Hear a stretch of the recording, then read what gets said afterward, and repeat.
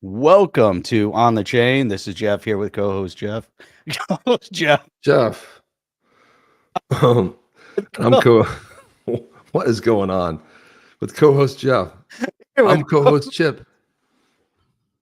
here with Jeez, co-host Jeff. God Almighty! It's a good open right now. This is called the cold open, man. My God, that's hilarious. All right, I don't think I've ever messed why that don't we one up. cut? Why don't we cut that out? We'll restart it. Ready? Let's Three, restart. two, Three, two, one. one. Hey, welcome to On the Chain. This is Jeff here with co-host Chip. What is going on, everyone? What's going on, Chip? Tell you what's going on. XRP, crypto, SEC exposed. We're going to dig into that because they were definitely exposed. Trump revolution, especially in the crypto space, but really across geopolitics as a whole. And then if you guys were paying attention, Zelensky came over here for more billions and billions of dollars, more Democrat slush fund. That was a public smackdown. We got to talk about that, see how that all factors into the geopolitical scenario and how crypto is going to solve all your problems. Oh, every one of them, Jeff, except for getting the open Except correct. for the open, but even crypto solved that too because we put it on the blockchain. Damn straight we did. Let's go. Welcome to On the Chain. Welcome, everybody. Drop where you're coming in from. Crypto Investigator says, good morning, United States and the world. President Trump and Vice President Vance, exactly what I voted for. Exactly what we voted for. We voted for a strong United States, not a weak, feeble, put your head between your legs and hope for the best type of thing. And look at this, out of the blue, right on target, man. XRP Plumbing comes in with the massive super sticker. Love to see that. Thank you, man. Setting the tone for today's show. Right. Love it. We got Saratoga, New York is in the house. Look at that. There's our first Yeti. Guys, type in Yeti. There will be a Yeti giveaway today. And we Giving got away one a so far. badass Yeti from the Blue Tribe. I'll be picking one out. And it might even be a mentalist. We gave a kick-ass mentalist away Oh, that was beautiful, Wednesday too. night. Man, that was a kick-ass mentalist. There you go. Love the mentalist. Man, we've got who we got coming in here. He said Saratoga, New York. We've got Pittsburgh, PA. We've got the UK. We've got people coming in from all over the world. The Purple Ferret. Gomerin is in here. He's live in the house. I love it. Nice. Never see him pop in, but it's great. All right. Must be late over there. Look at that coffee. That was better than WWE Raw. It certainly was. And I even thought it was somewhat restrained, quite honestly. I mean, it could have been a lot crazier, but oh man, it could have been he's a little bit late. Don't worry, you're never later than we are. So don't worry about that. Everything is all good. It's all good. We got the Yetis coming in. We got the Owlsies in here. Robert Dish, what's going on? Sydney, beautiful. Morning, says Laurel. So yeah, before we get to that though, we're going to talk about. So there was ETH Denver, and one of the keynote speakers was none other than David Schwartz, and he gave a great presentation. Fortunately, it wasn't well. I guess there was a lot of side events going on, so like the main stage looked pretty empty. At least the shots that I saw of it, not like what you would expect. And it wasn't just David Schwartz, it was a lot of the speakers because there was a lot of other things going on. And then you can take a shot early in the morning, but even when people were on stage, it wasn't full capacity like it should have been. But I don't know. A lot of people said there were some other things going on. But I wanted to play a little bit of that presentation, just one outtake, because the whole interview I think is like 15 or 16 minutes long. So we don't want to watch the entire thing. But we do want to just kind of give you a little bit of a taste of what it looked like. And Jeff, let me just say this. This is hilarious to me because I want to put this. Here we go. So this is it today. I'm going to play this clip here. Before I do that, I want to put on share my screen here. Let's do this real quick. But before I do this, so why can't I do that? Oh, you know why? Okay. Oh, while you're doing that, Chip, figure that out. It says we're it can't giving see my away screen. a badass Yeti shiver spine. It can't see this my screen. What's going on? When was the last time we saw a badass Yeti from the Blue Tribe, a shiver spine? And these guys, they are terrifying. Just the look. They look into your eyes and they send a shiver down your spine. Hence the shiver spines. These guys are badass. And we got one here ready to give away today. That one's really cool. This I is can't share from my screen. the Blue Tribe. There's a problem with my The one that's up here? I can't Is share it any the of one them. that's here, the David Schwartz Holding one? $5 million No. in token. No, that's not it. I wanted to share something else. Unfortunately, my screen doesn't Not share. seeing it. That's Yeah, weird. because it does because it's broken, Jeff. That's why you don't see it. I keep getting an error message on the screen. It says it's sharing it and nothing's being shared. Maybe close that tab. Maybe there's something wrong with the tab. No, there's something wrong It with the ran out of program. memory. Be right back. Let me log out and come back. Chip is logging out and coming back in. All right. So what are we going to talk about while Chip's gone? This is great. We got all sorts of time. But hey, want to talk kind of get into detail of some of the things that we have to dig into. And what we witnessed, with the whole Zelensky thing, and the reason why this is going to be relevant on an entire from a geopolitical stage perspective is really making sure that there are a couple things. If we back up, there are a couple things that transpired over the past week. Last week, Elon Musk put out a big notice. There was a 48-hour timeline for people within federal government to list 5 things that they did. Just 5 things they did the week before. There were a slew of news spots where they specifically started to focus in on how these employees didn't have enough time to respond. There was one that stood out where you had a CNN post or a newscast post where they're interviewing federal employees. So somehow the federal employee has enough time to schedule a time slot with CNN, has enough time to prepare for an interview with CNN, has enough time to get on with CNN, but didn't have enough time to respond to an email, a 48-hour time slot to respond to an email with 5 things they did the day prior or the week prior. Now, it was even beyond that. When we look at how the Trump administration is orchestrating his organized, they're 100% playing like, if there was 3D chess, if you ever saw, those episodes of Star Trek, The Next Generation back in the day, and they had like a multi-layer game, no idea what the game was called, but let's call that like 3-dimensional, chess of some sort. That's what the Trump administration's playing. All these other guys, they're not playing chess. They're not playing checkers. I still think they're playing marbles, and it's crazy the disconnect and how much further ahead. But if we look at, just from the perspective of what transpired with Elon Musk a week ago, and a big part of that was, yes, can we get rid of some of the fat? There's going to be a lot of people that didn't respond. That was a resignation notice. The other part of it is some of the things that they were finding is that there were still people on federal salary with emails that no longer went to anybody. And so they were filtering out, dead emails, looking for corruption, looking for deception, looking for dead people, all the methodology of slush funding.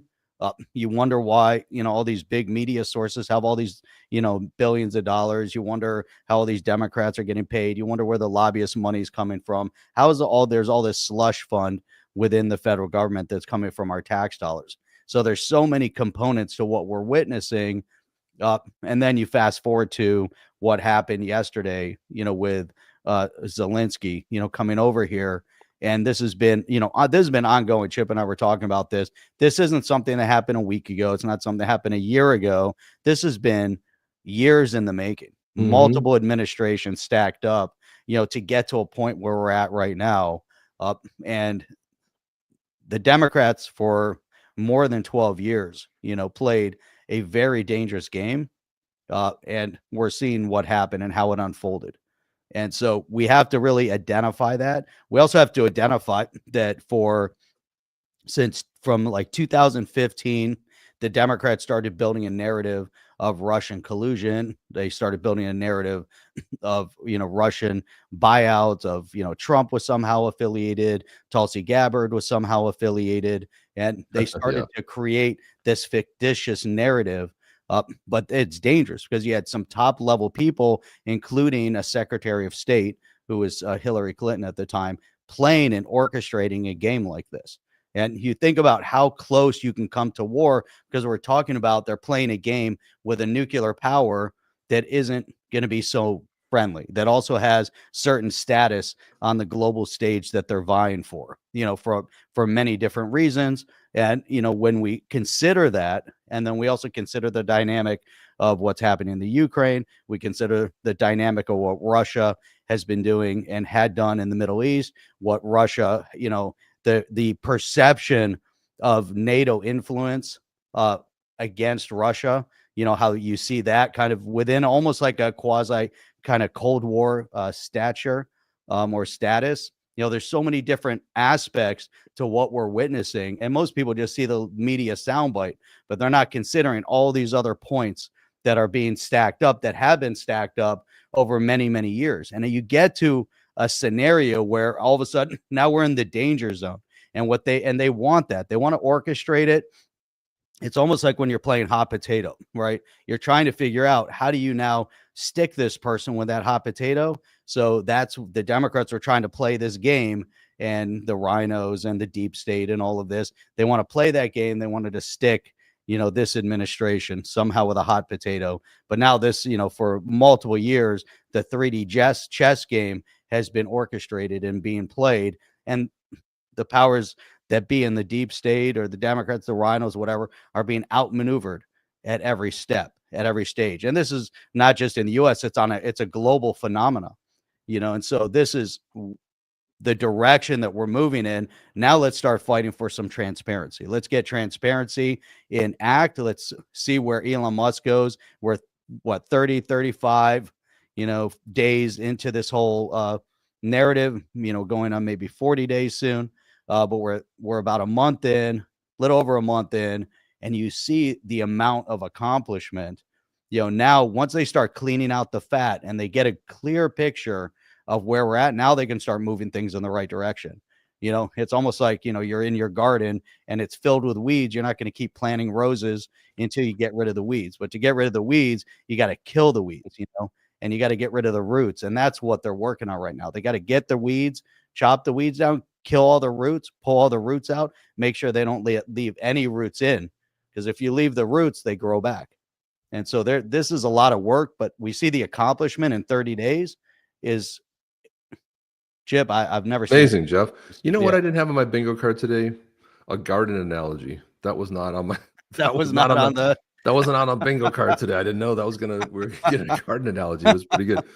I know that you guys, there's some complaints in the chat about the sharing the screen, but I couldn't share anything. I was getting weird errors. But this is important because David Schwartz was at ETH Denver. He was on the stage for about maybe 17, 18 minutes. He was talking about smart contracts, programmability, the next wave of DeFi, real world assets, tokenization. And what I want to point out here is something really important. This right here is Camille Russo. Camille Russo started the Defiant. She's from the Defiant. And when they first got started, when she first started this up, I reached out to her and I said, hey, why don't you come on the show? Why don't you come on the podcast? I was saying, why don't you come on, join us? And you know what she said? She declined because she said, we talked too much about Ripple and XRP. And I said, we talk about a lot of different crypto. And she said, all I saw was Ripple and XRP. Sorry, not interested. You know why? Because she only looked at our headlines. Well, she did, but I'm just saying. So fast forward today, and how interesting is it to see how the landscape shifted? Look at how times have changed. Now she's sitting there pretending to be interested in David Schwartz and what he's saying. So we're going to watch this segment. Of course, she's got her. Of course, he's representing Ripple, and she's got the Defiant. But I just find it so incredibly ridiculous. She's out there on stage, and she was like interviewing the guy who basically created the XRPL, which is phenomenal. So it's funny, and I'm waiting to see how scared they are. I'm waiting to see if she's even going to respond to this, because let's see if she even has the decency to respond to it. Yeah. Right. And then Gov Straxler said, yeah, everyone seems to be wanting to jump on the bandwagon now, kind of like being a Cowboys fan in the 80s. What a good point. It's like, oh, now it's cool to be part of Ripple, right? So it's like, that's right. This is the whole reason I wanted to share that thing. But I want to play a little bit of the video. It was 17 minutes. We can't play the whole thing. I'm sure maybe other folks have. If you haven't seen it, you can go out there and watch it. It's actually really well done. David Schwartz is just on point on everything. So it's really fun to see to see him light up the stage, and especially being invited to speak at ETH Denver, which I think is fantastic, as there's going to be a lot of interoperability with Ethereum as well. But here we are. We're holding $5 million in tokenized treasuries. The amount of margin that the issuer is making is microscopic. Your yield is microscopic, the margins are microscopic.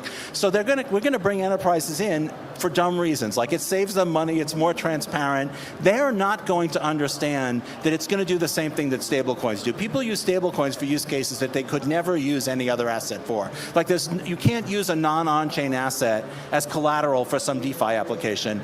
And what's gonna happen is they're going to learn that by tokenizing these real-world assets, all of a sudden they're going to realize that like they can target brand new use cases, brand new applications, brand new user base. So the strategy is to add the features necessary to get that enterprise adoption that paves the way for mass retail adoption. We're not going to see mass retail adoption of DeFi in the next year or year and a half because all of the DeFi applications are basically gambling.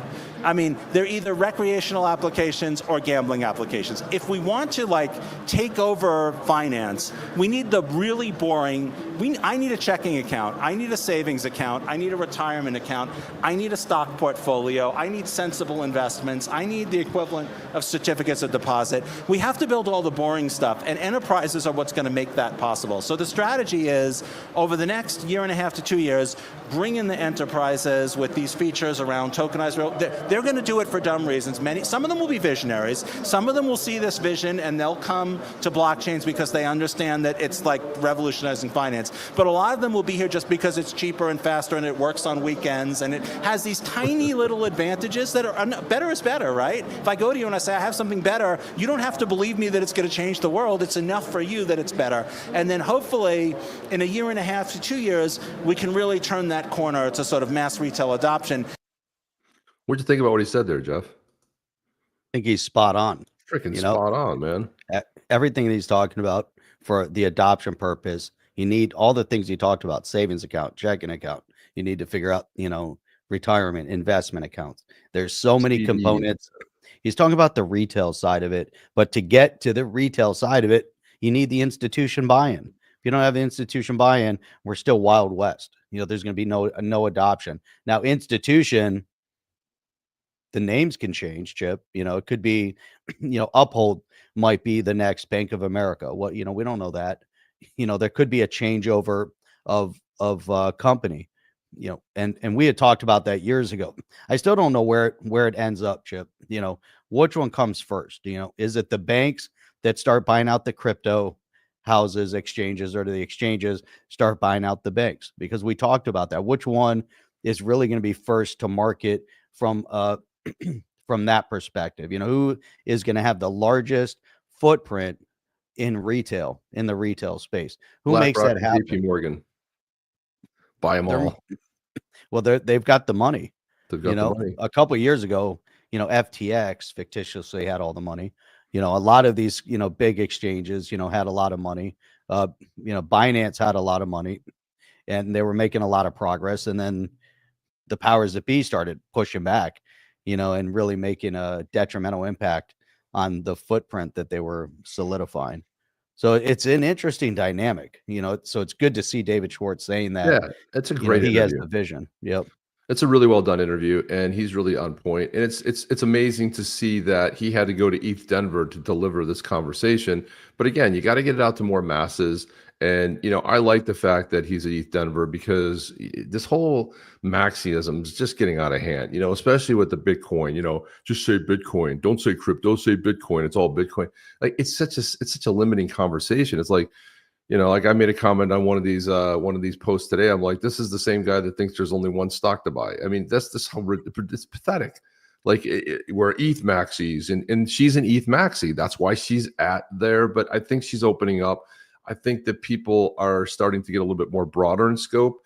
It's like the guys that run. What's those other two ETH maxis? Bankless, yeah, Bankless. Bankless, also leftists. They are leftists and bankless, and they were the ones, and they're still rallying. They think that they have a whole different opinion on what happened yesterday. And I said, yeah, that worked out so well with the last administration, and the big pivot to crypto from the last administration, right? it's all a bunch of smoke and mirrors. So it doesn't really mean anything. It's just, it's to me, it's just pretty foolish. But what are you going to do? I mean, Jeff, there's all kinds of shenanigans going on today. But you know what, guys, if you get a chance to go watch that whole entire thing, I would go out there and watch it because it's fantastic. I wanted to, man, it's messed all my screens up. What in the heck? David Sachs posted this, which I think is pretty cool. The SEC has released guidance that meme coins are not securities and are akin to collectibles. And it's nice that they come out and say that. It's fun that they say that. But where were they 6 months ago? Where were they a year ago? Well, that's because Gary Gensler was running the show, and now there's some new leadership. And they're like a bunch of kids running around because dad isn't there yet because they haven't confirmed, the new SEC chair. So they've got a temporary chair, and they're like running around saying, look at how cool we are. We're making all this guidance. And I hate to break it to the SEC, but you're not going to have anything to do with crypto. So you can make all the guidance you want because no one gives a rat's behind about you. Why? Because it'll be the CFTC. And when the new crypto legislation passes, we'll say au revoir almost forever. Institutional still deal. On the security side, the crypto will still be deemed security in situations. But as far as for the masses, as far as what we care about, the SEC will have nothing to do with it, Jeff. And this is great. The SEC put guidance, their meme coins. Who cares? Who cares? You don't even matter anymore. And the thinking that this is important, this is only important for one reason, Jeff. And you know the reason. The new sheriff that's in town. Otherwise, you don't go around running around doing this, because had there not been a new sheriff named Donald J. Trump, you wouldn't be doing any of this. As soon as Trump was elected, the SEC became irrelevant, and the only thing that's relevant in this world has to do, gosh, I feel like I'm going on my rant segment, Jeff. It drives me so crazy that people care about the SEC. Here's Stu Alderati chiming in on it as well. He said the beauty of the SEC's statement on meme coins is its simplicity. The question for the SEC is whether something falls under its jurisdiction, not whether it's legal or illegal. If fraud occurs, other agencies can act. Interesting how we position that, Jeff. That's right. The guidance sticks to the law and the precedent, avoiding vague concepts like decentralization. Meme coins aren't securities because they don't confer rights to income, profits, or assets. Their value comes from the market sentiment, not from managerial efforts. And without investment in a common enterprise, there's no investment contract. We're still going back to Howey, but that is going to change shortly as well. This doesn't have to be complicated. Well, it is complicated now because we're going back to 1947 and the Howey test, 1933 and 34 securities laws. When the new legislation passes, that won't mean bumpkiss. It'll be done, over with, history, because the 33 and 34 will be amended. The Howey case will still apply, maybe in some cases, to securities when the SEC is regulating, but the CFTC will be the governing body of crypto, and the SEC is going to be irrelevant because nobody even talk about it anymore because nobody cares. That's right. Pretty much. There's my rant for the day, Jeff. There you go. That's my rant for the day. What do you think about that? I like your rant. That's exactly it. Look at this. On. Look at this. We're on today, Jeff. We're going to do this. So David Sachs also, he's, if you don't know who he is the crypto czar and the AI czar, right? And he said Trump. Now look at this, Jeff. This is what now if we could have just gone in about like, let's say 6-8 months ago when we were calling all this, and go in a time machine and say, yeah, we've been to the future on March 1st. And on March 7th, President Trump will host the first White House Crypto Summit. That's right. The first White House Crypto Summit, Friday, March 7th. Attendees will include prominent founders, CEOs, investors from the crypto industry. Look forward to seeing everyone there. What do you think is going to be there? Who's going to be there? Well, I'll tell you, probably people from the top 10 cryptos. Top 10. I hope so. You'll probably see Stu Alderati will probably be there along with Garlinghouse. I don't know if everyone will be there, but I mean, this is how legendary is this? The President's Working Group on Digital Assets. Some will be chaired by White House AI and crypto czar David Sachs, administered by the working group's executive Bo Hines. This when we said on January 20th, it's all changed, and everyone's running around. Oh, I can't believe the SEC is making all this great. No, man. Give credit where credit's due. The SEC is useless. You know why? And I even even I posted something on one of I'm trying to think of who posted it now, but I said Yeah, you know what? Someone said, well, why not Ripple? How come they're dismissing all these other cases? And I'm like, because they want Ripple to come in and register first. That's why. Remember that whole thing? We issued new guidance on registration and we made it easier to come and register. Yeah, Gary Gensler 2.0. We're friendlier, right? We're the people that are going to do it better. It's like when they look at that, Jeff. See that? Balloons. Do you see that? Balloons. I love balloons.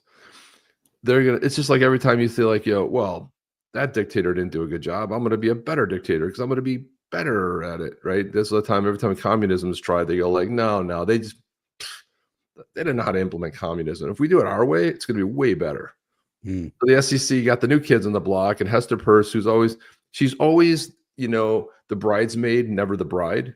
She gets passed over. She's like, I'm crypto mom. And then meanwhile, he's like, let's see, there's thousands of other people out there. Yeah, let's pick one of them. Oh, I'm sorry, crypto mom. We didn't make you SEC chair. Sorry.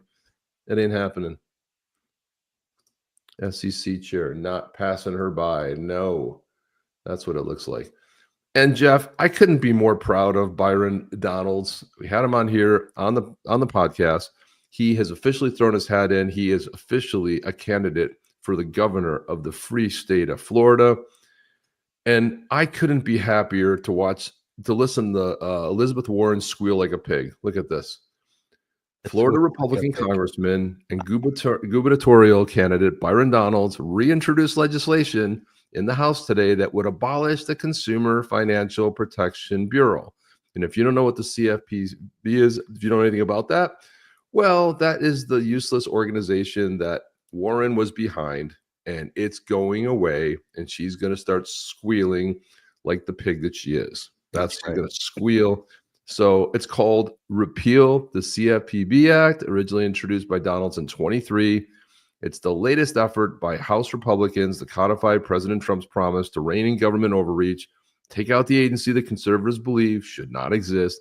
People close to Donalds told me the CFPB is the brainchild of progressive Massachusetts Senator Elizabeth Warren. It was created in the aftermath of the 2008 crisis of the Dodd-Frank reforms, which were pathetic, to provide an extra layer of regulation over banks that focused on consumer issues. You see how they do this, Jeff? Because we're looking out for you. We're the government, and we're looking out for you. And what did they do? She gets into it. The agency long been criticized by conservatives as a needless expansion of government since many layers of bank regulation already exist. Critics say the agency also had a weak record of uncovering fraud, usually bringing cases, but only after the media exposed the alleged fraud. During Trump's first term as president, the agency was headed by officials who sought a less confrontational approach to the private sector. It assumed its more activist role during the Biden years.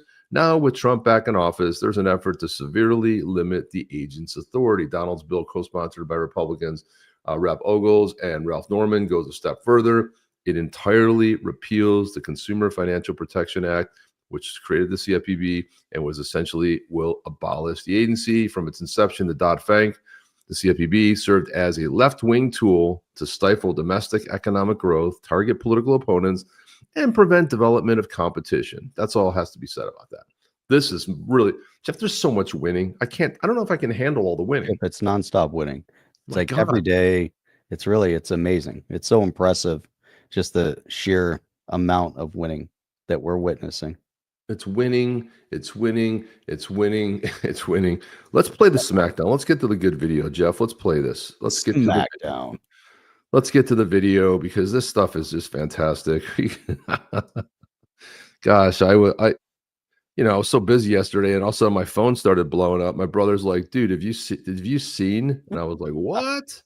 That's so freaking My brother awesome. and my dad were both blowing my phone up, like sending me stuff, videos, and I was like, I had no idea. I was grinding all day yesterday, but here we go.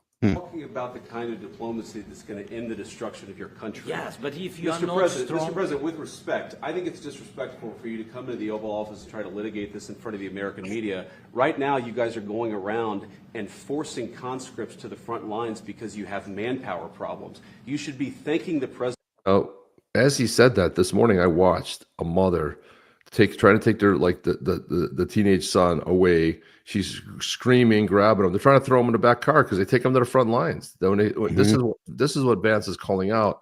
that they're forcing people to go to the front lines. They're not volunteering anymore. There's nobody to volunteer. They've lost over 1 million people. This is ridiculous. For trying to bring it into this conflict. Have you ever been to Ukraine that you say what problems we have? See, this is what you call a very, very rookie move. Have you ever been to Ukraine? Have you seen the problems? Bro, we've seen it 24/7 for the last 3 years, okay? And he pulls out have you been to Ukraine shit? Don't play. I have been to. Come once. I've actually watched and seen the stories, and I know what happens is you bring them on a propaganda tour, Mr. President. Do you disagree that you've had problems bringing people into your military? We have problems. And do you think that it's respectful I will answer. to come to the Oval Office of the United answer. States of America and attack the administration that is trying to prevent the destruction of your country? A lot of questions. Let's start from the beginning. Sure. First of all, during the war, everybody has problems. Even you, but you have nice ocean and don't feel now, but you will feel it in the future. Okay. Here's the first. Okay. Mistake number 2. Do not threaten the United States. Do not threaten us, bro. You did not just say there's an ocean between us. It can be right next to us, bro, but there is not going to be. Did he just say that? Like he thinks you have an ocean. Soon you will feel it. Trump's sitting back, chilling. Trump's getting involved now. Bless, you don't know that. God bless. You don't God know bless. That. You will not have a war. Don't tell us what we're going to feel. We're trying to solve a problem. Don't tell us what we're going to feel. I'm not telling you. Because I'm you're in no answering on this position to question. dictate that. That's Remember exactly this. what I'm not You're dictating. in no position to dictate what we're going to feel. We're going to feel very you will good. Feel influence. We're going to feel very good and very strong. You will feel influence. You're right now not in a very good position. You've allowed From yourself to be in a very bad position, and he happens war. to be right about From it. the very beginning of the war. You're not Mr. in a Brown, good position. You don't have the the cards right now. With us, you start having not cards. playing But cards. right now, you I'm don't. very You're playing serious, cards. Mr. President. You're I'm playing very cards. serious. You're gambling I'm the with the president lives in of war. millions of people. You think- You're gambling with World War III. What do you think You're about- gambling with what do you World think War about- III. And what you're doing is very He's not listening. disrespectful to the country, this country. It's with back all to respect to you. your Far country. more than a lot of people said very they respect. should have. Have you said thank you once? A lot of Entire meeting? times. No, in this Even entire meeting, today. have you said thank Even you. today. You went to Pennsylvania and campaigned for the opposition in October. Offer some words of appreciation for the United States what of are you speaking America about? and the president who's trying to save your country. Your ass. There you go. Jeff, what are your comments on this? Where do you start, really? Man. I mean, on so many different levels. First of all, I get it. Hey, you know what? We're sitting here in t-shirts. Oh, you got your professional today. You got a collared shirt on.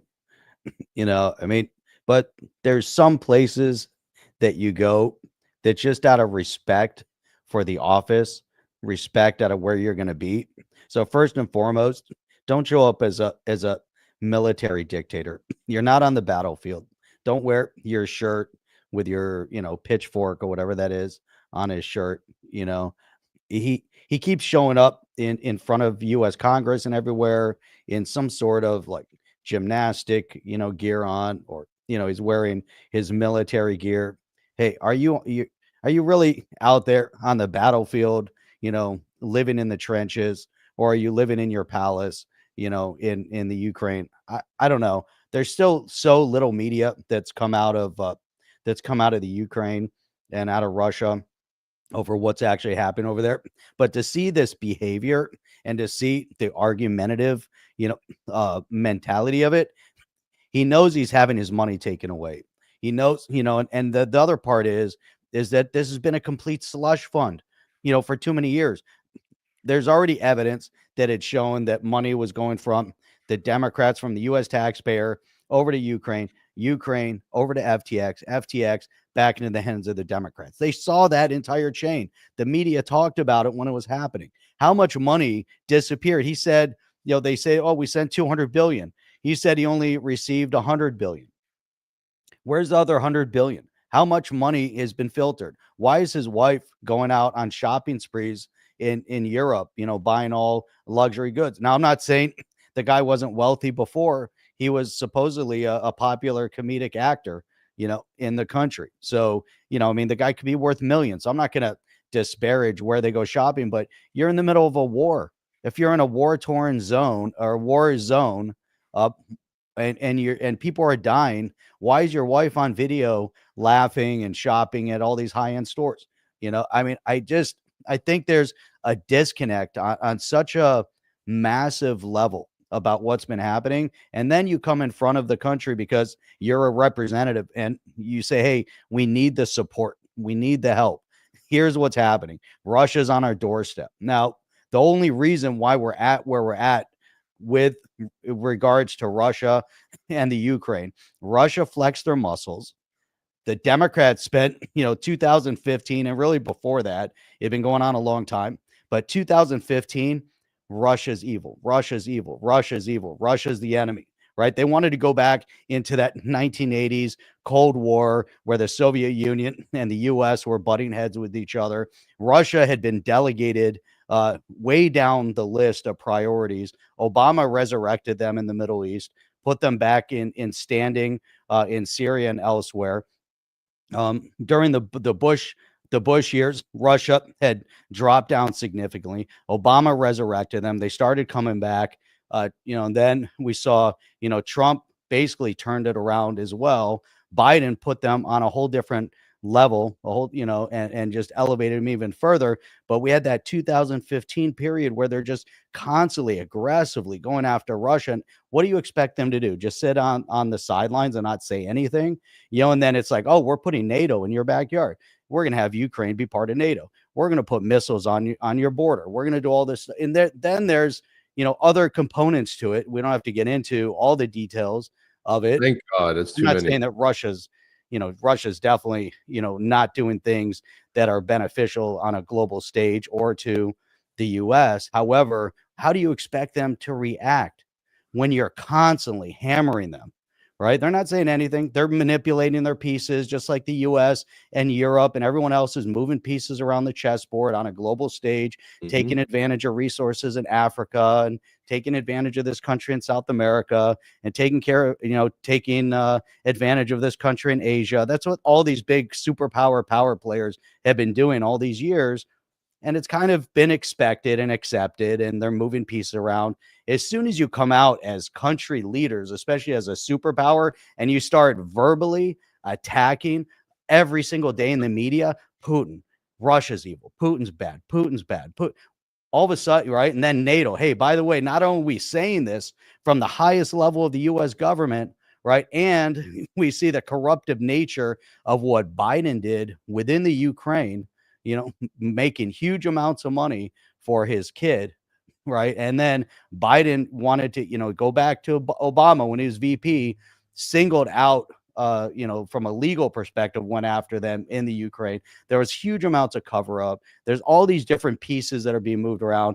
We're at the brink of World War III, and it's because of Obama, it's because of Hillary Clinton, and it's because of Joe Biden. Three people that brought us to the brink of World War III with Russia, with North Korea, with China, because of the fact their abrasive mentality, not from a negotiating perspective. You have Trump out there and he's just like, hey, this is what I want. This is what we're going to do. If you don't do this, here's my response to you. But at the end of the day, we got to negotiate and we got to get along and figure out how we're going to live in this world, right? He knows, right? You have bad people in the world. You have good people. You got to figure out the median so we're not going to be at each other's throats and everyone can prosper, right? You stay out of here. We'll do this. You do that. Negotiate. That's what Trump's trying to do right now. And now it's a matter, let's end this conflict that's gone on for like how many years? We're spending billions and billions of dollars. They're losing lives and it's going to be an endless conflict. And again, Biden is the one who kept injecting and pouring cash in there. Biden was so destructive to the world stage and the Democrats, and people don't recognize how destructive they were in the Middle East. Even this whole thing with the Hamas, Israel conflict, you have a terrorist organization that massacred 1,200 Israelis, massacred them in such a way that is just inhumane. It's just crazy. Then they kidnapped hundreds. And then, Israel has to go in and fight a war and now get their hostages back and get rid of these terrorists and while the surrounding Middle East is going to attack them. But the point being is that the first thing they wanted to do out of the gate was shut the electric, shut the water, shut the food, cut them off right at the knees, and say, hey, we're going to put a siege around this area. And within a short period of time, they would have caved. What does Biden administration do? Nope. You got to give them fuel. You got to give them electricity. You got to give them everything so they can, humanitarian, while the Biden administration is pouring millions and millions and billions of dollars into the terrorist hands to prop them up, right? So a year and a half later, the terrorists are still fighting back with American taxpayer dollars. So that's there. And then we look at what's happening in Ukraine, and then you look at other parts of the world, and then you start thinking, who's moving money around? Where's the money going? Who's benefiting from it? And then you look at the congressional representatives and the senators that are worth tens of millions of dollars, making $180,000 a year. And then you start scratching your head and wonder where all the money goes. Jeff, That's my rant of the day, Chip. It was a good rant too. And the funny thing is the Vietnam War, which went on for way too long, I think it was like 10 plus years, right? It ended in 74. That war lost 550,000 US. It's estimated right now within 3 years, over 1 million are dead on both sides. And they say upwards of 1 million. I don't think they know the true death. I think probably masking a little bit, but they think even as high as 800,000 on the Ukrainian side.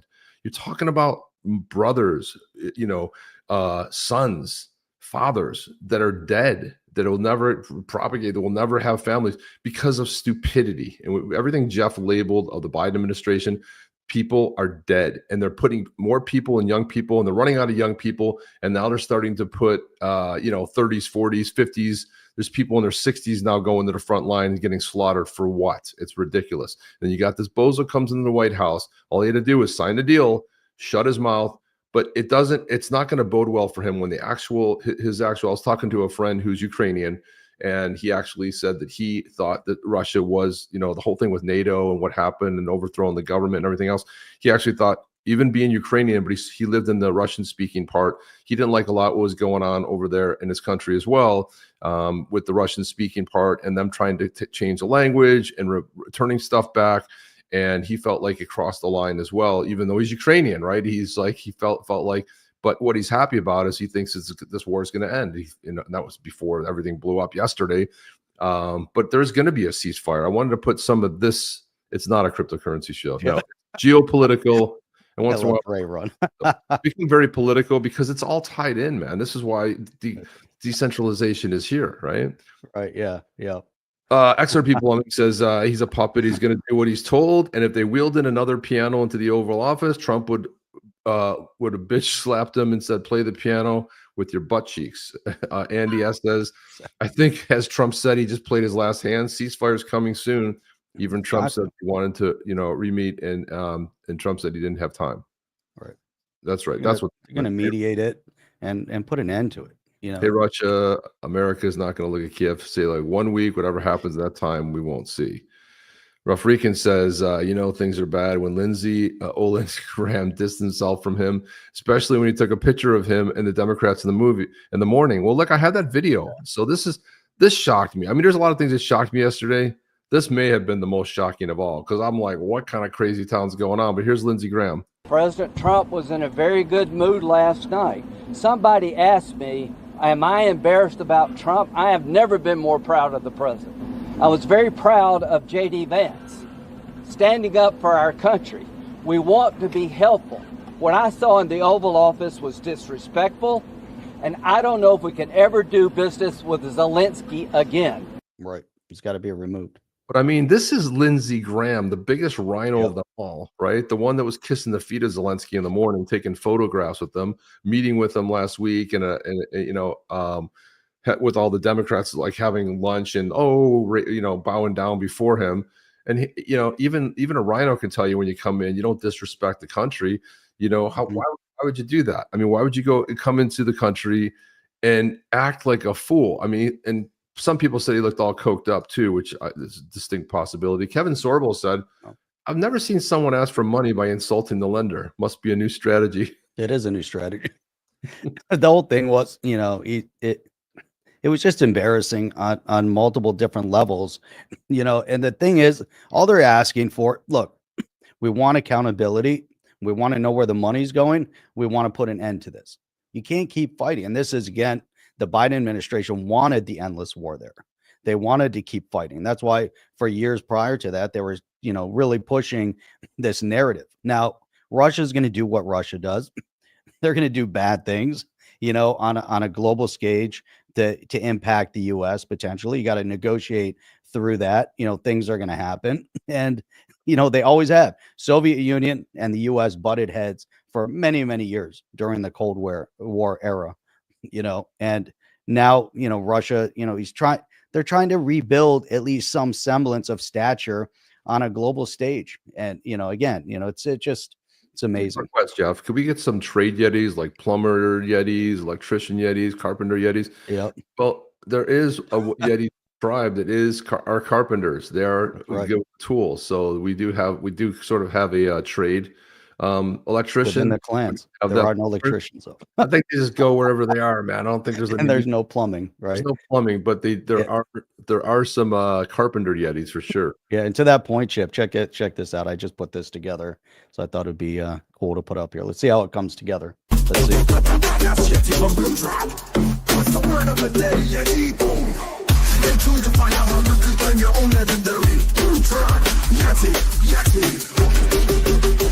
Let's go.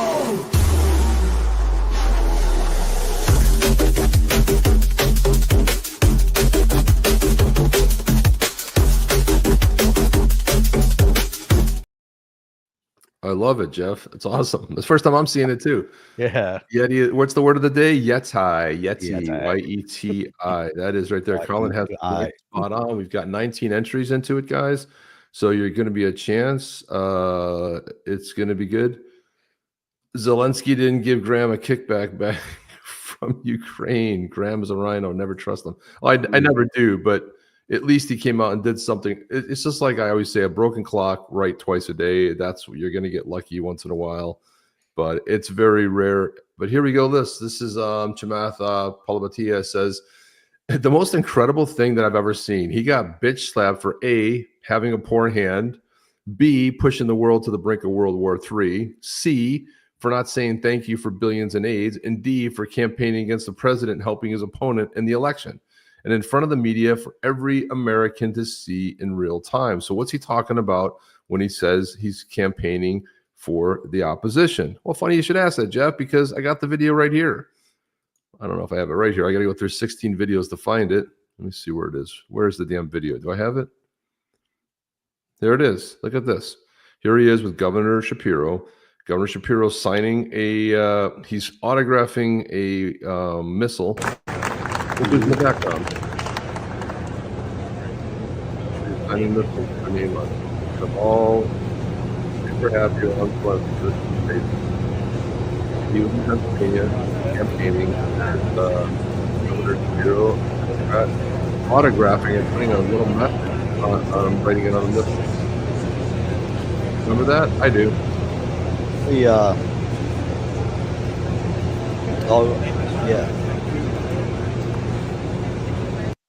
Yep, I do remember that, Jeff. The missiles, and it was funny. Vance called him out for that. Mm-hmm. He also called. I mean, so much happened in a little span of time that was just on the spot. There was no like, this isn't like a TV show where let's rehearse a lot of lines.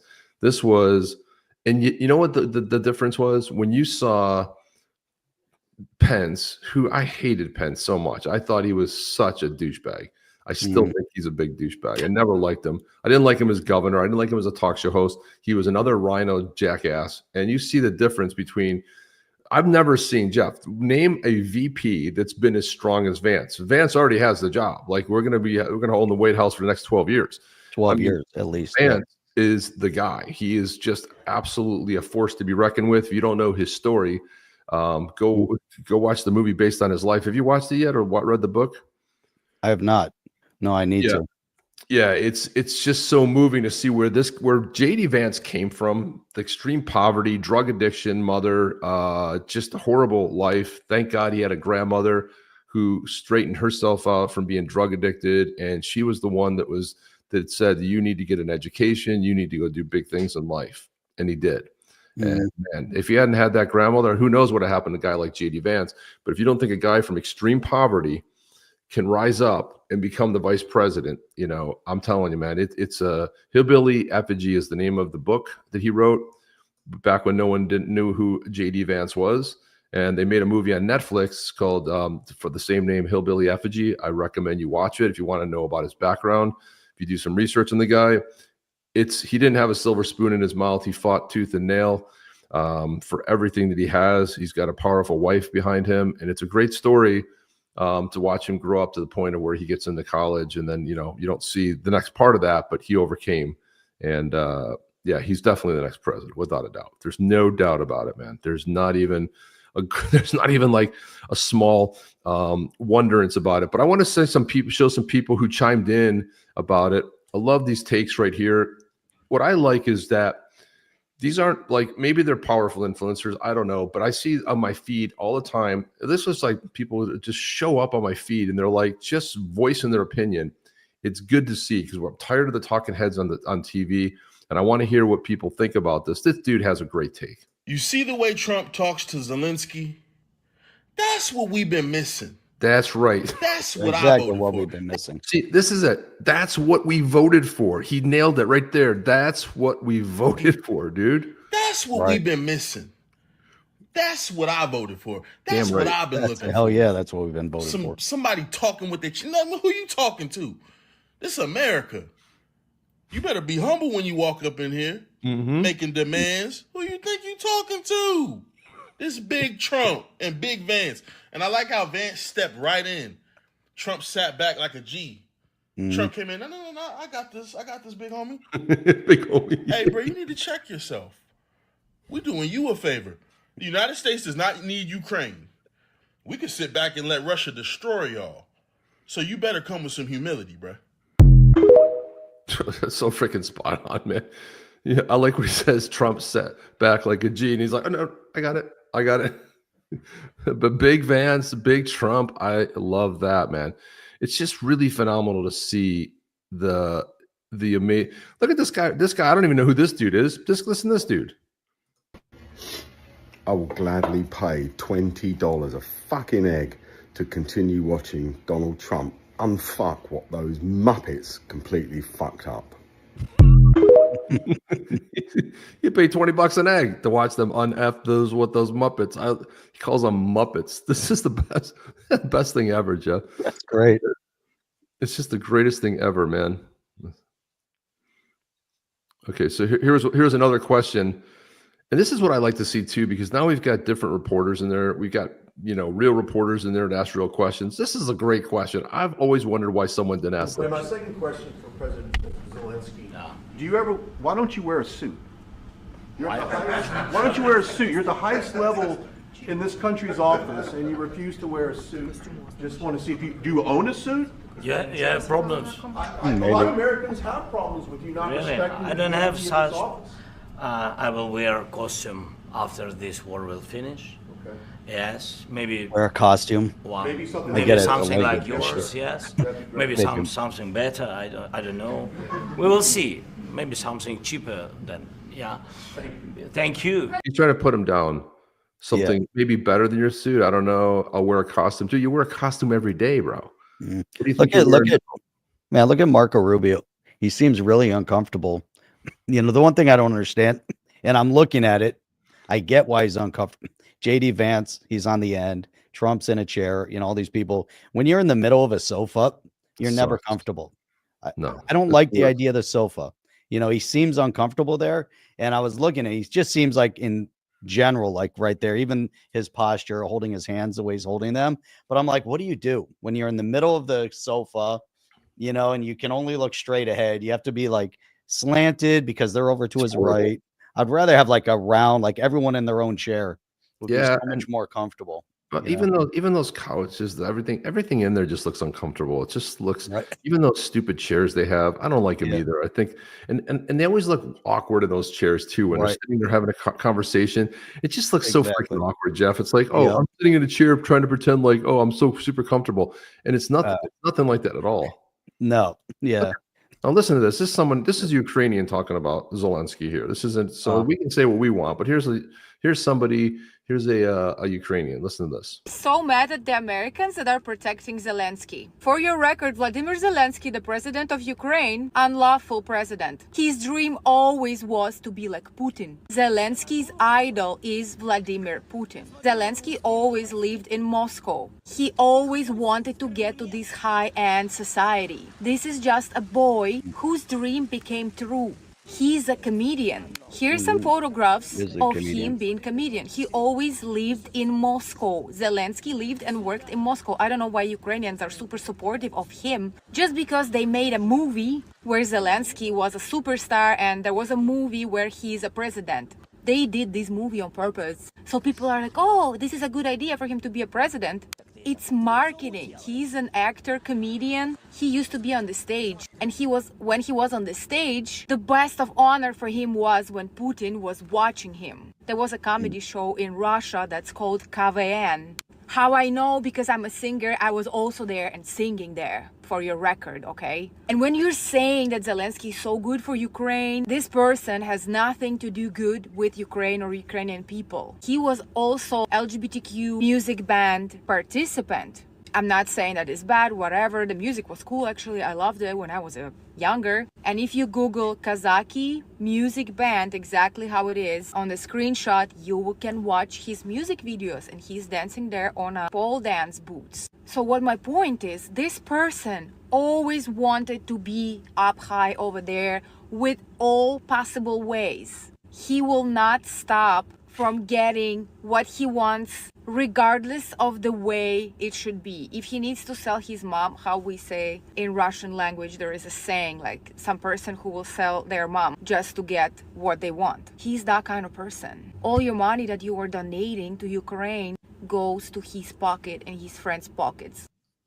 She nailed it, man. It's totally nailed it. I mean, like, so don't think that people don't know. Jeff Sutton's got it right. He goes, can we please start a campaign to get Geraldo to broadcast the Fort Knox audit finally, because we can avenge the Capone vault fiasco. If you guys don't know, or you're too young to remember, Geraldo Rivera, who is at the time he was doing a lot of, reporting, but he went to Al Capone's vault. They televised it. They made a big thing of it. Let's see what's in Al Capone's vault. They opened it and nothing was in there. So the comparison here is they'll go to Fort Knox and hopefully there'll be gold in there, but it could turn out to be another Al Capone's vault. So I thought that was pretty well done. Fetterman approved of Zelensky's clothes. I don't disagree. If you're sitting, we go anywhere, we have a tie on and a suit, and then you have to sit in a chair. I don't like sitting with a suit on. I think it's super uncomfortable. Your jacket bunches up, your shirt, the tie, especially if you're in that environment. Come in untucked, regardless. I got that rubber stuff inside it comes untucked. It's hanging out all the time. The tie's always messed up. Never comfortable. I'd much rather wear just a polo shirt, Chip. They don't make tall ties for tall guys. So that little freaking part in the back is always coming loose and hanging out, and you got to put a tie clip on. It's a mess. It's a mess. Here's why this guy put a compilation together about what was disturbing about Zelensky. Watch the facial movements. The rebuilding and what's the eye rolls? White House this past week. This country have an obligation to do that. Miles. Plus, Putin and President Zelensky. Wait, for both. I want to get it solved, but I want to see it get solved. May I follow up? One more question. In the future, but we have put in far more than they have. And Mr. President, please go ahead. Ask you about the agreement again today. What changed? I'm going to be very nice. Run by today, and we thought they took it. I mean, you kind of get the gist of that, Jeff. But it's completely disrespectful the way he acted. I mean, it was just insane. By the way, did you see his interview? This is part of his interview on Fox. I wanted was a little bit of money, just a little bit. I need money to buy a little bit of cocaine. I hope I can get cocaine from Hunter Biden. I'm not feeling well today. They took my cocaine at the airport. I need money so I can buy a little bit of cocaine, please. I thought it was weird. He went on comes up with this stuff. I was so awkward. I was like, "Geez, that's so funny." I was being so front about it. My God, that's like crazy. All right, Chip. Here's the redo. Let me put this up one more time. It's a pretty 35-second version. I left something out of the previous video. Oh, yeah. From Blue Tribe. What's the word of the day, Yeti? Boom! Get your gun and roll it ready because this one's gonna be epic. Stay tuned to find out how you can claim your own legendary Blue Tribe Yeti. Let's go!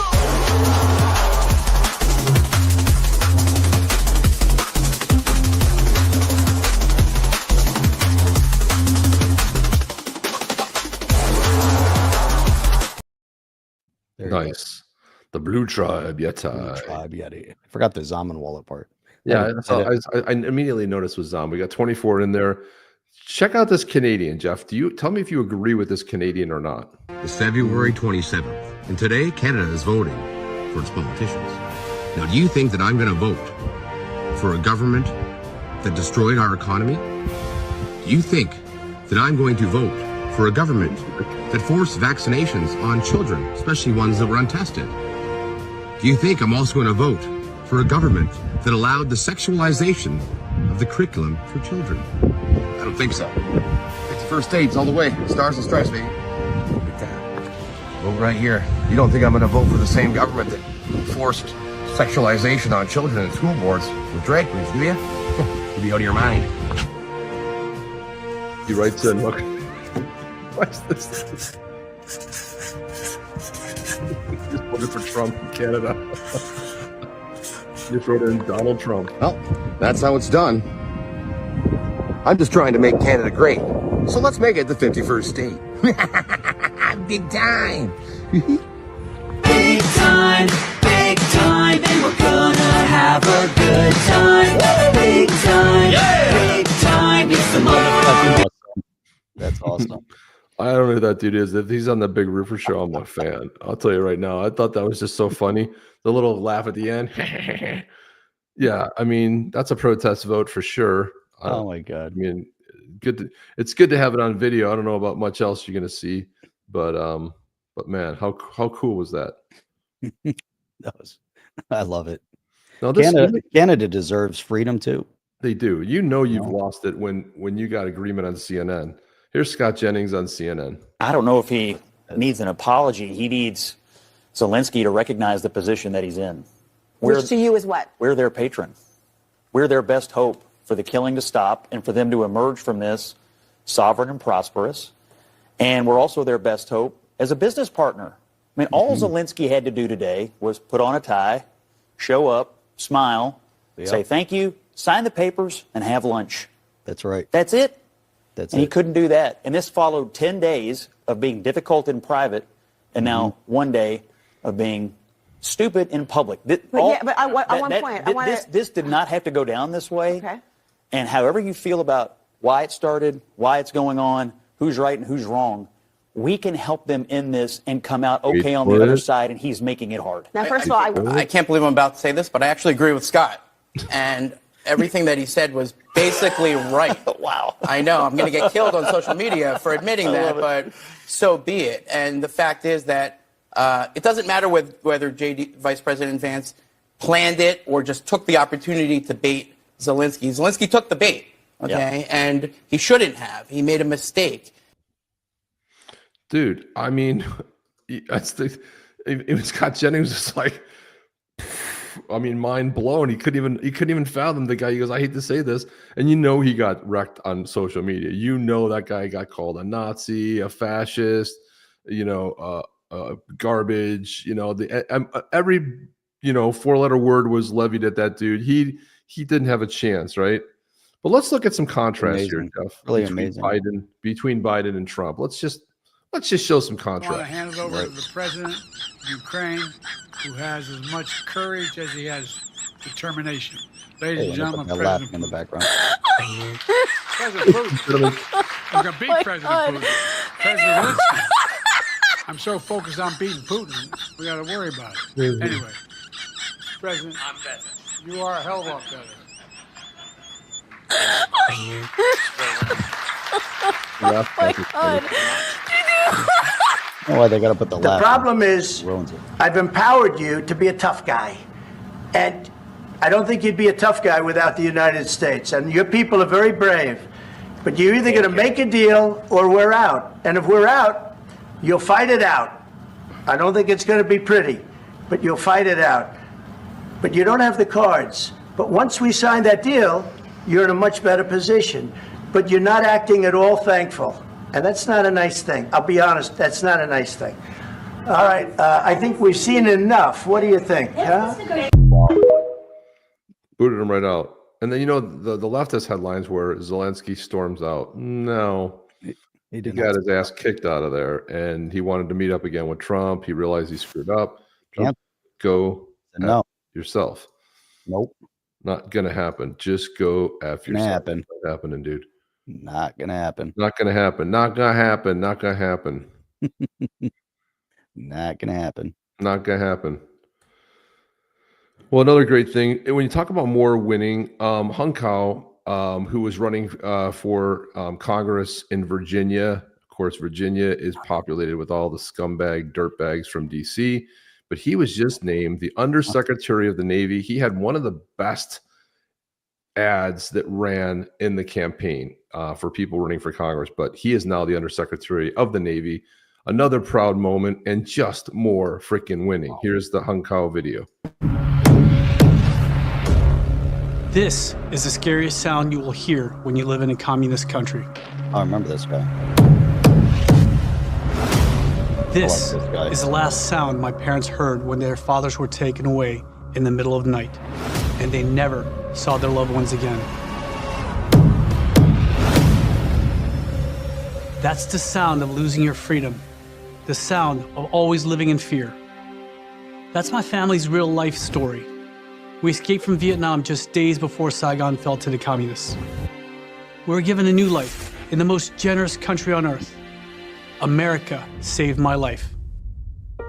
I graduated from the United States Naval Academy. I earned a master's in physics and fellowships at MIT and Harvard before the left replaced merit with racial quotas. I spent my life trying to repay my debt to America, my country, our country, with 25 years of service in Navy Special Operations, combat in Iraq, Afghanistan, and Somalia. But now our country has taken a dark turn. That's Joe Biden's Justice Department sending 24 armed agents to arrest a pro-life activist in front of his family. That's Joe Biden's IRS raiding a gun shop and seizing thousands of records from law-abiding gun owners. Our names, our addresses, our social security numbers. That's Joe Biden arresting his challenger in the next election, a former president of the United States. And now a different sound. That's the sound of someone breaking into your home or business. The sound of crime destroying our cities and communities. That's how it all starts. They let criminals back on our streets. Millions of illegal immigrants pour across our border each year, including military-aged men from all over the world. And enough fentanyl to kill every man, woman, and child in this country. And the Biden family? Well, that's how it works in a dictatorship. The rules don't apply to the rulers. We are losing our country. You know it, but you also know you can't say it. We're forced to say that wrong is right. We're forced to lie. We can't let that happen. I've been all over the world. Believe me when I tell you, if America fails, there's nowhere else to go. I'm Hung Kao, retired Navy captain, running for United States Senate. I still believe America can be the land of opportunity. I have an obligation to fight back against those who want to control our lives and disrupt our families. We need real fighters, not politicians, not bureaucrats, not keyboard warriors acting tough in a custom-made suit. No, not here in America. We must refuse to be intimidated. We must be fearless. I'm Hung Kao. I'm running for Senate, and I approve this message because I'm not done fighting for us.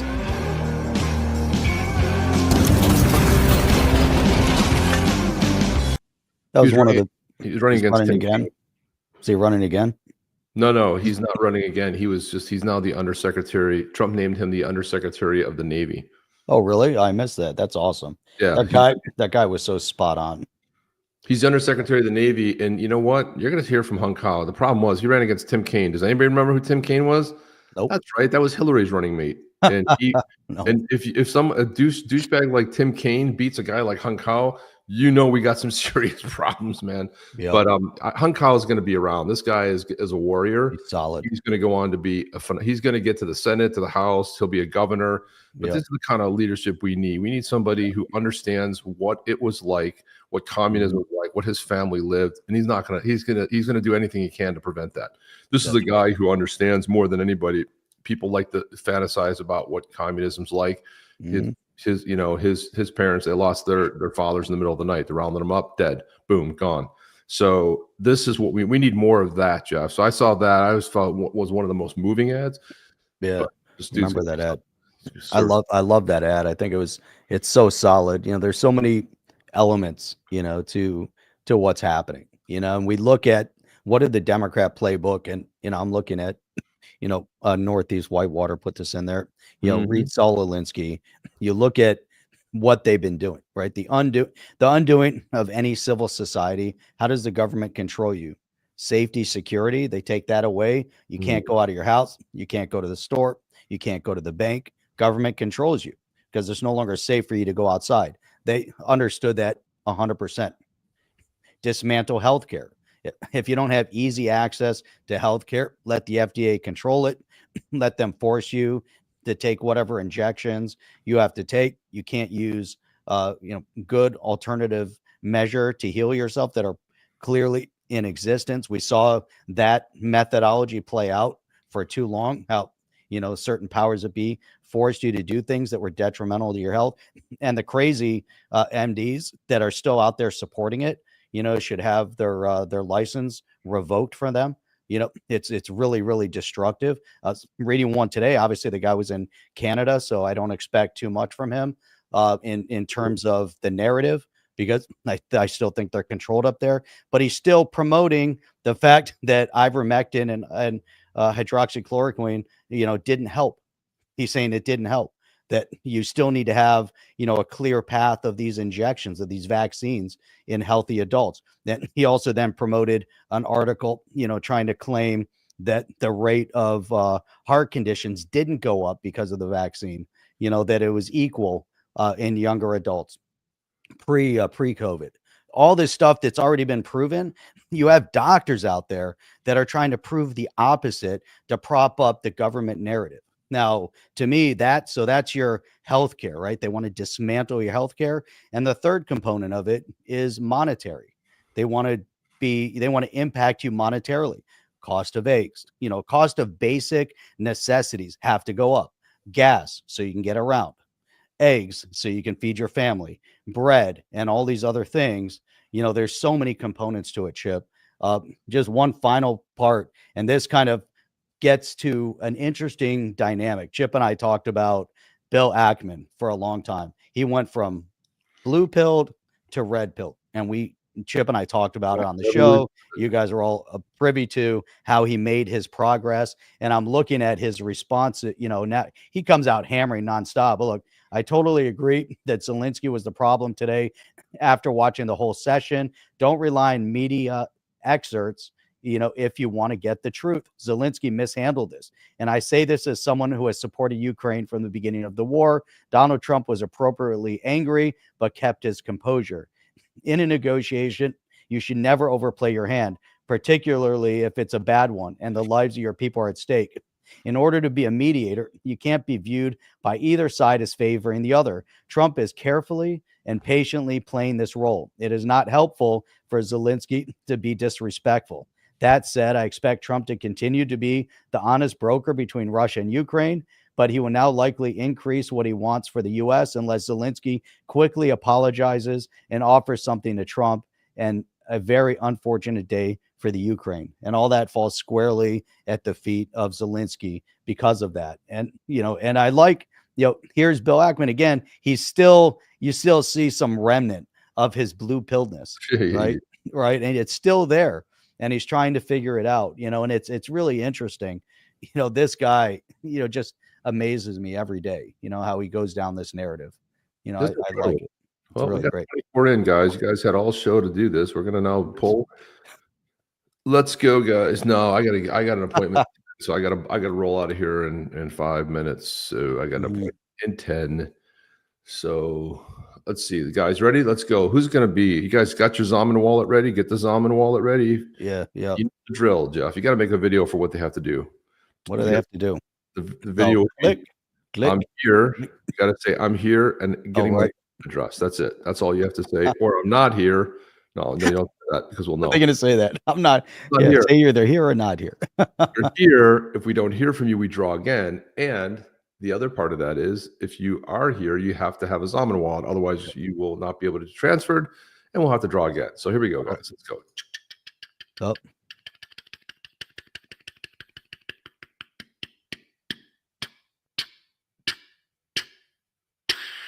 Look at that. Bam. Are you still here? He had to leave a while ago. He said, I have 9 minutes. No pressure.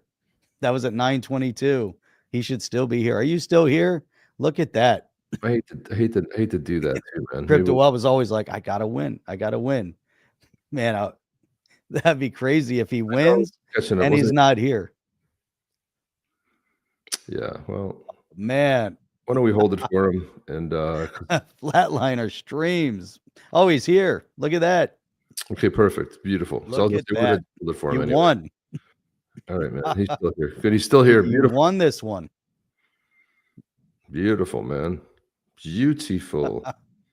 Don't worry, Everybody has a chance of winning. Enough, you'll win, and sometimes everybody will win at some point. Don't worry. That's right. Yeah. But you know the good news, Jeff, and all this is that Yep. even if you don't win, Yeah. what I can tell you is you can go to XRP. Let's just sort of workshop this while you're getting your wallet there. But we're just going to kind of workshop this a little bit. But I'm going to show you exactly how this works. You go to XRP.cafe right there.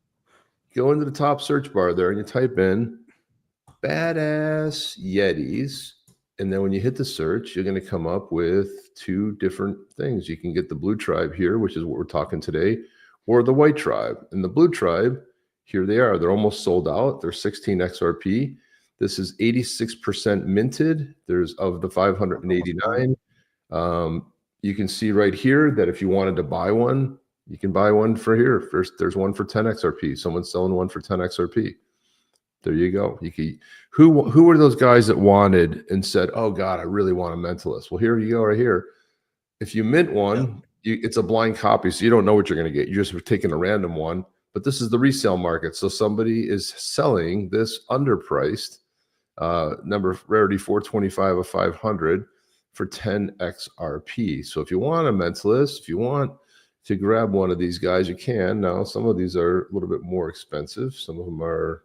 This one's 500. Someone's got this one listed for 558,900 XRP, which means they're not really for sale. Is what that means. Okay, that's what that basically means. So there's the Badass Yetis Blue Tribe for 16, and type in Badass Yetis again, and you get the White Tribe collection. And we got an internal error. What's going on over there? What is going on? Badass Yetis. That's weird.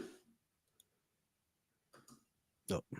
There we go. Must have just been a little glitch there. These are 12 XRP, but there you go. You can, people are reselling them here. These are, if you want a specific one, you're like, oh, I really like this guy. He's cool.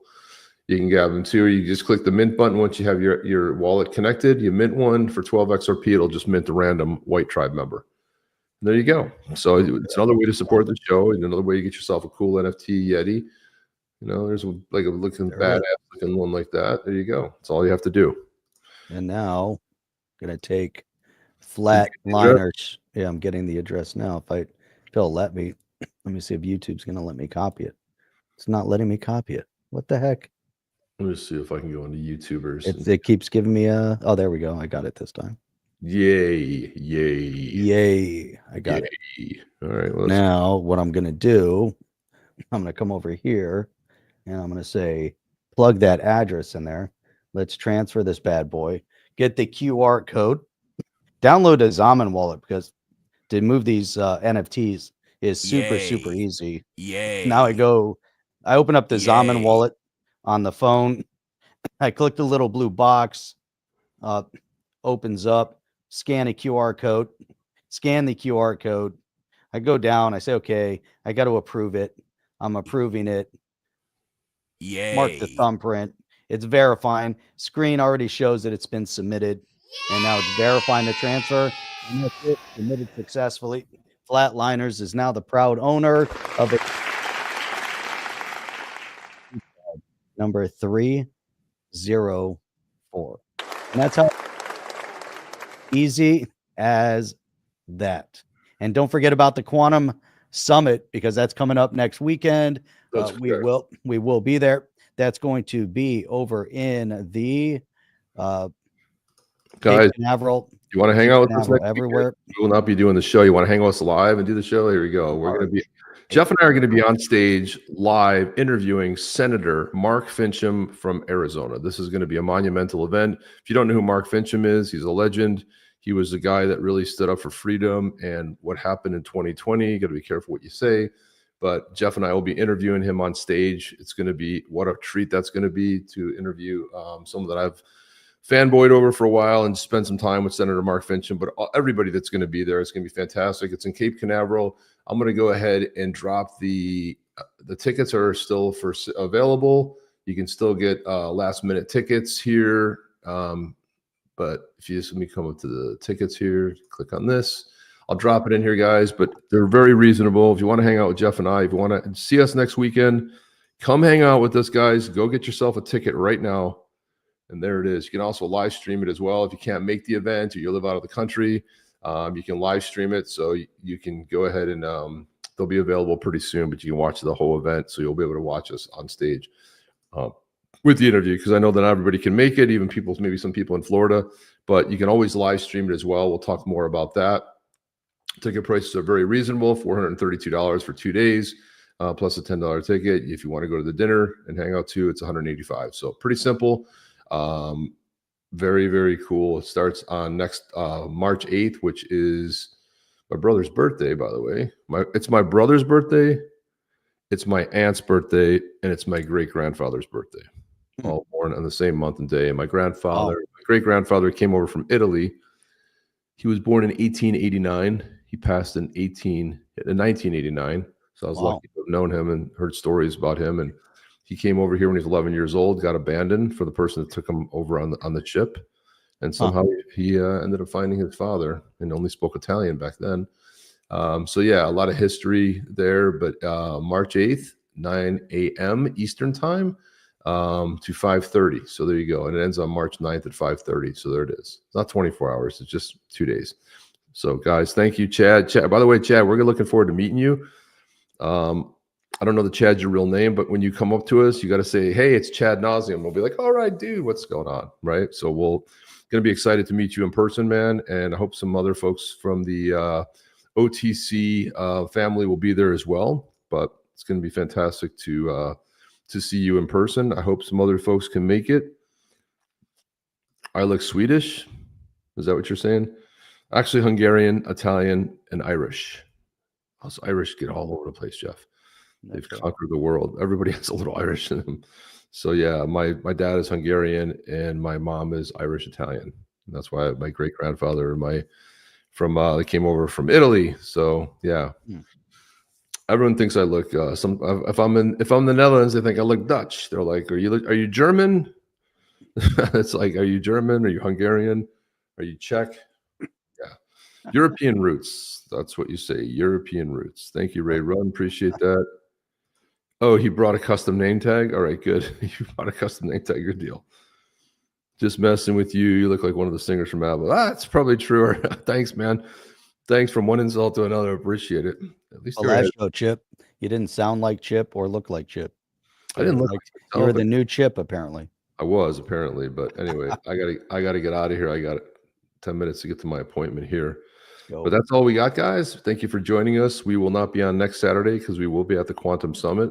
We will be on stage with Senator Mark Finchem. It's going to be a real treat to be up there and interviewing him. Super excited about that. And yeah, we can add a senator to our list, Jeff. We've that's a state senator. He's a state senator, but a very important one. And I expect that he will rise up and become probably a national senator at some point. But the guy's fantastic.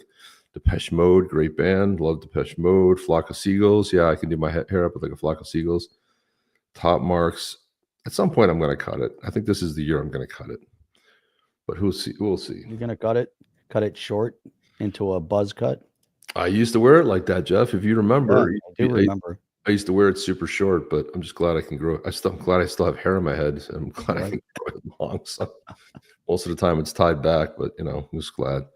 Right. Mike, I wish you were going to head over there. I'd love to hang out if you can make it over there, dude. I know you had an event, so I don't know if you were able to get out of that event or not. But yeah, Mohawk. There you go. I'll put a Mohawk up. Mohawk. Minted. It's wonderful. All right, sweet, man. Great. That's so great to hear that. So great to hear that. Mike, are you still there? Are you going to make it over? I'll ping Mike, see if he can make it. Peace. Love to all of you. Have a fantastic weekend. Yeah, same. Really wish nothing but the best for all of you. The best. The best. For freedom and prosperity, baby. Freedom and prosperity. Freedom, prosperity. Wait, freedom, decentralization, and prosperity. There you go. Let's get out of here. Ready, Jeff? Yep. Set.